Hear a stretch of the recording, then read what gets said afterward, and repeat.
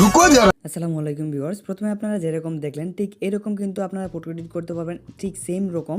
তো এটা করার জন্য আপনাদের একটা ফটো লাগবে, কোয়ালিটিটা ভালো হলে বেস্ট হবে। আর আপনার ফটোর ফেসটা কিন্তু সেম থাকবে, কিন্তু আপনার ব্যাকগ্রাউন্ড, আপনার কাপড় চোপড় সকল কিছু কিন্তু চেঞ্জ করতে পারবেন, আপনার ফেসটা সেম থাকবে। তো আমি এখান থেকে এক্সাম্পল হিসেবে আপনাদেরকে একটা দেখাই। ধরেন যে আমি এই ফটোটা এডিট করতে চাচ্ছি, এখানে একটা আমি ফটো সিলেক্ট করে দিলাম, এখানে অনেকটি টেমপ্লেট পেয়ে যাবেন সাজানো, ওই টেমপ্লেটগুলোতে সিলেক্ট করে দিলাম। তো আমি আরেকজনের একটা ইমেজ দিয়ে দিলাম, তো এখান থেকে ইমেজটা আপনারা দেখতে পাবেন, ইমেজটা দিয়ে দিলাম। তারপর এখানে ইমেজটা কোয়ালিটিটা ভালো হলে বেস্ট হবে। তো এখানে যে ইমেজটা আমি সিলেক্ট করলাম, এখানে টেমপ্লেটগুলো আপনারা আবার দেখতে পারবেন। এখান থেকে আপনারা যেটা পছন্দ সেই টেমপ্লেট আপনারা সিলেক্ট করে নেবেন, তারপরে জেনারেট নাও একটা ক্লিক করবেন। তারপরে এখান থেকে অ্যাড আসলে অ্যাডটা আপনারা কেটে দিবেন। তো অ্যাডটা আমার চলে গেছে, এখন দেখতে পাচ্ছেন ওয়াচ অ্যাড, এখানে দেখতে পাচ্ছেন।